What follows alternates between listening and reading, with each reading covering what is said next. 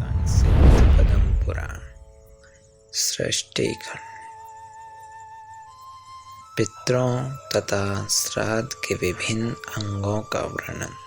भीष्म जी ने कहा, भगवान, अब मैं पितरों के उत्तम वंश का वर्णन सुनना चाहता हूँ। पुलस्त्य जी बोले, राजन, बड़े हर्ष की बात है। मैं तुम्हें आरंभ से ही पितरों के वंश का वर्णन सुनाता हूँ, सुनो। स्वर्ग में पितरों के 7 गण हैं। उनमें 3 तो मूर्ति रहित हैं और 4 मूर्तिमान हैं। ये सब के सब अमित तेजस्वी हैं। इनमें जो मूर्ति रहित पितृगण हैं वे वैराज प्रजापति की संतान हैं, अतः वैराज नाम से प्रसिद्ध हैं। देवगण उनका यजन करते हैं। अब पितरों की लोक सृष्टि का वर्णन करता हूँ, श्रवण करो। सोमपथ नाम से प्रसिद्ध कुछ लोग हैं, जहाँ कश्यप के पुत्र पितृगण निवास करते हैं। देवता लोग सदा उनका सम्मान किया करते हैं। अग्निस्पात नाम से प्रसिद्ध यज्वा पितृगण उन्हीं लोगों में निवास करते हैं। स्वर्ग में विभाज्य नाम के जो दूसरे तेजस्वी लोग हैं, उनमें बृहस्पतिसंज्ञक पितृगण निवास करते हैं। वहाँ मोरों से जुते हुए हजारों विमान हैं तथा संकल्प में वृक्ष भी हैं, जो संकल्प के अनुसार फल प्रदान करने वाले हैं। जो लोग इस लोक में अपने पितरों के लिए श्राद्ध करते हैं, वे उन विभाज्य नाम के लोकों में जाकर समृद्धिशाली भवनों में आनंद भोगते हैं तथा वहाँ मेरे सैकड़ों पुत्र विद्यमान रहते हैं। तो जो तपस्या और योग बल से संपन्न महात्मा, महान सौभाग्यशाली और भक्तों को अभयदान देने वाले हैं। मार्तंड मंडल नामक लोक में मरीचि गर्भ नाम के पितृगण निवास करते हैं।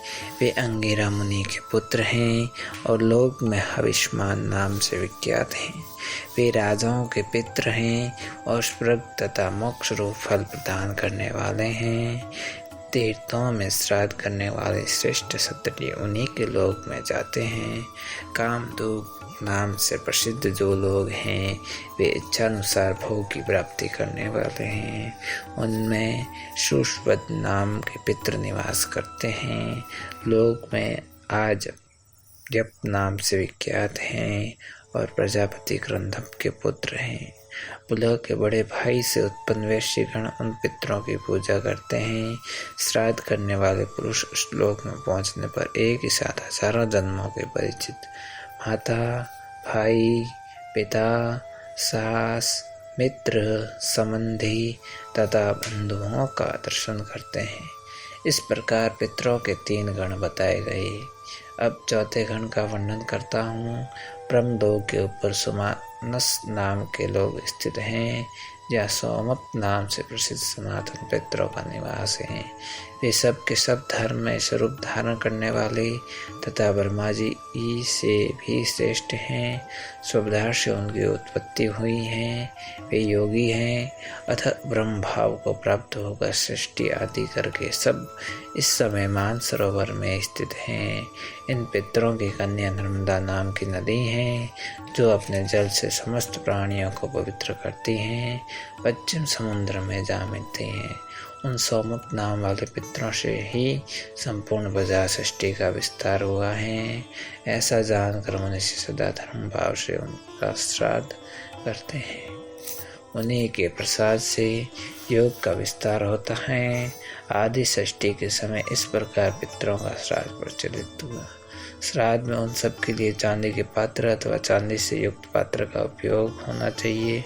सुविधा सबके उच्चारण पूर्वक पितरों के उद्देश्य से किया हुआ श्राद्ध दान पितरों को सर्वदा संतुष्ट करता है।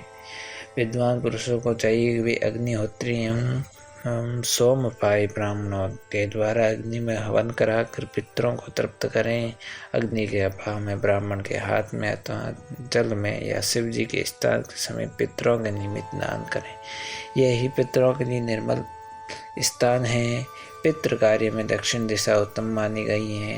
योग पवित्र को अपशुभ अर्थात दाहिने कंधे पर करके किया हुआ तर्पण, तिलदान तथा स्वधा के उच्चारण पूर्ण किया हुआ श्राद्ध ये सदा पितरों को तृप्त करते हैं। कुछ उड़द, साटी धान का चावल, गाय का दूध, मधु, गाय का घी, सावा, अगहनी का चावल, गेहूँ, तिना का चावल, मूंग, गन्ना और सफ़ेद फूल ये सब वस्तु पितरों को सदा प्रिय हैं। अब ऐसे पदार्थ बताता हूँ जो श्राद्ध में सर्वदा वर्जित हैं। मसूर, सन, मटर, राजमास, कुलथी, कमल, बेल, मदार, धतूरा, पारिप, द्राट, रुचक, भेड़ बकरी का दूध, कौंदों, धार, वरट, कैत, महुआ और अलसी ये सब निषिद्ध हैं। अब इतनी उन्नति चाहने वाले पुरुष को श्राद्ध में इन वस्तुओं का उपयोग कभी नहीं करना चाहिए। जो भक्ति भाव से पितरों को प्रसन्न करता है उसे पितृ भी संतुष्ट करते हैं। वे पुष्टि, आरोग्य, संतान एवं स्वर्ग प्रदान करते हैं। पितृ कार्य देव कार्य से भी बढ़कर हैं। अतः देवताओं को तृप्त करने से पहले पितरों को भी संतुष्ट करना श्रेष्ठ माना गया है। कारण पितृगण शीघ्र ही प्रसन्न हो जाते हैं, सदा प्रिय वचन बोलते हैं, भक्तों पर प्रेम रखते हैं और उन्हें सुख देते हैं। पितृ पर्वों के देवता हैं अर्थात प्रत्येक पर्व पितरों का पूजन करना उचित है। आयुष्मान संगी पितरों के अधिपति सूर्य देव श्राद्ध के देवता माने गए हैं। विष्णु जी ने कहा, ब्रह्म वेताओं में श्रेष्ठ पुलस्त्य जी, आपके मुंह से ये सारा विषय सुनकर मेरे इसमें बड़ी भक्ति हो गई है। अतः अब मुझे श्राद्ध का समय, उसकी विधि तथा श्राद्ध का स्वरूप बतलाइए। श्राद्ध में कैसे ब्राह्मणों को भोजन कराना चाहिए तथा किन को छोड़ना चाहिए। श्राद्ध में दिया हुआ अन्न पितरों के पास कैसे पहुंचता है, किस विधि से श्राद्ध करना उचित है और वह किस तरह उन पितरों को तृप्त करता है। पुलस्त्य जी बोले, राजन, अन्न और जल से अथवा दूध तथा फल मूल आदि से पितरों को संतुष्ट करते हुए प्रतिदिन श्राद्ध करना चाहिए। श्राद्ध 3 प्रकार का होता है, नित्य, नैमित्तिक और काम्य। पहले नित्य श्राद्ध का वर्णन करता हूँ।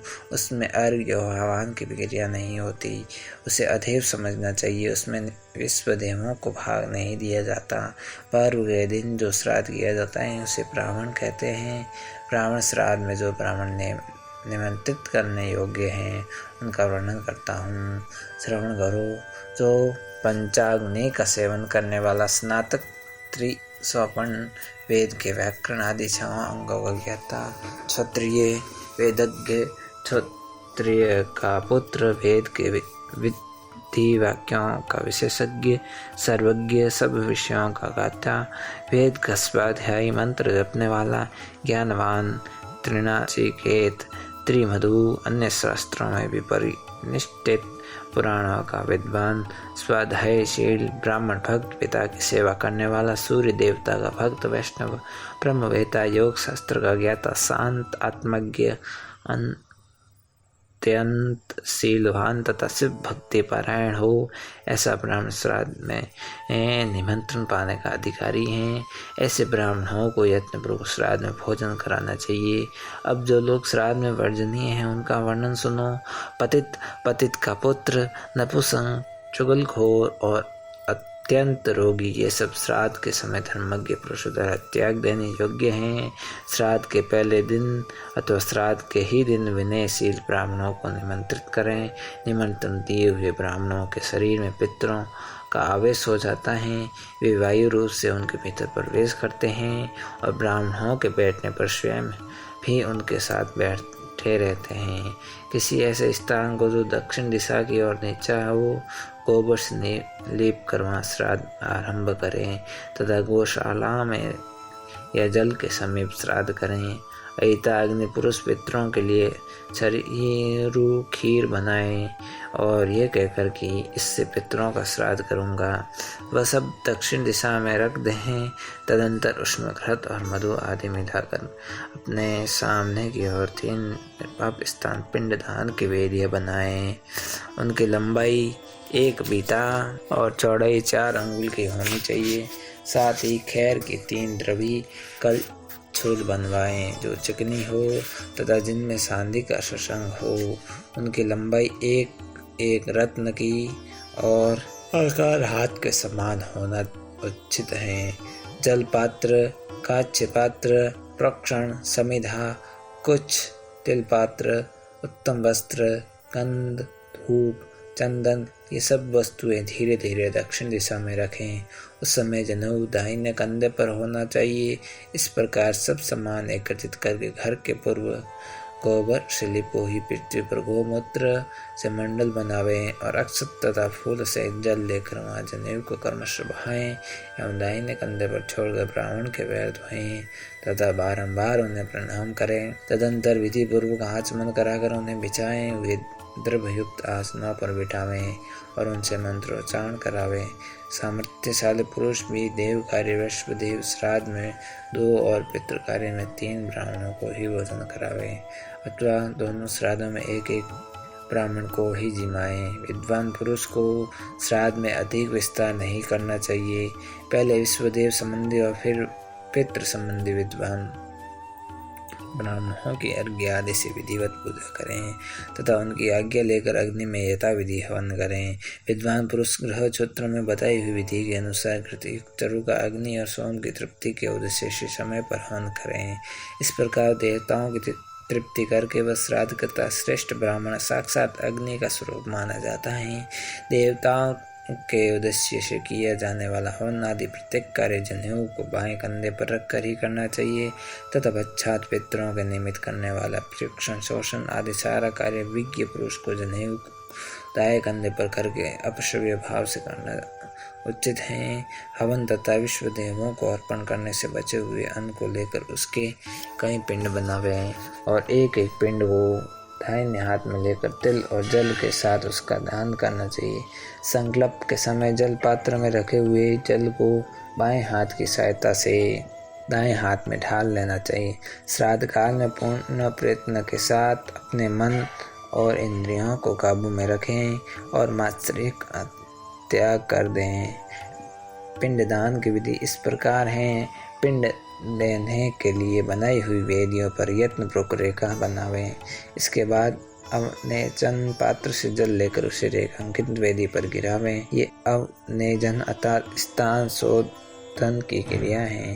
फिर दक्षिणाभिमुखी होकर वेदी पर कुछ बिछावें और एक एक करके सब पिंडों को क्रमशः उन कुशों पर रखें। उस समय पितामह आदि में से जिस के उद्देश्य से पिंड दिए जाते हैं उस पितृ के नाम गोत्र आदि का उच्चारण करते हुए संकल्प करना चाहिए। पिंडदान के पश्चात अपने दाएं हाथ को पिंडाधार भूत कुशा पर पहुंचना चाहिए। लेव भाग भोजी पितरों का भाग है। उस समय ऐसे ही मंत्र का जप अर्थात लेव भाग भुजम पित्र रस प्रियंथो इत्यादि वाक्यों का उच्चारण करना उचित है। इसके बाद पुनः प्रदवान्नेजन करके अर्थात अवनेजन पात्र में जल लेकर उससे प्रत्येक पिंड को नहलाएं। फिर जल मुक्त पिंडों को नमस्कार करके श्राद्ध कल्पोक्त वेद मंत्रों के द्वारा पिंडों पर पितरों का आह्वान करें और चंदन धूप आदि पूजन सामग्रियों के द्वारा उनकी पूजा करें। तत्पश्चात आह्वानी आदि अग्नियों के प्रतिनिधिभूत एक एक ब्राह्मण को जल के साथ एक एक द्रव्य प्रदान करें। फिर विद्वान पुरुष पितरों के उद्देश्य से पिंडों के ऊपर पुष्प रखें तथा पितरों का विसर्जन करें। तदनंतर क्रमशः सभी पिंडों में से थोड़ा थोड़ा अंश निकाल कर सबको एकत्र करें और ब्राह्मणों को यत्नपूर्वक पहले कभी वहीं भोजन करावे, क्योंकि उन पिंडों का अंश ब्राह्मण लोग ही भोजन करते हैं। इसलिए अमावस्या के दिन किए हुए ब्राह्मण श्राद्ध को अनवाहार्य कहा गया है। पहले अपने हाथ में पवित्र से तिल और जल लेकर पिंडों के आगे छोड़ दें और कहें ऐसा सर्वदा अस्तु, ये पिंड सर्वदा स्वरूप हो जाएं। इसके बाद परम पवित्र और उत्तम अग्नि परोस कर उसकी प्रशंसा करते हुए उन ब्राह्मणों को भोजन करावें।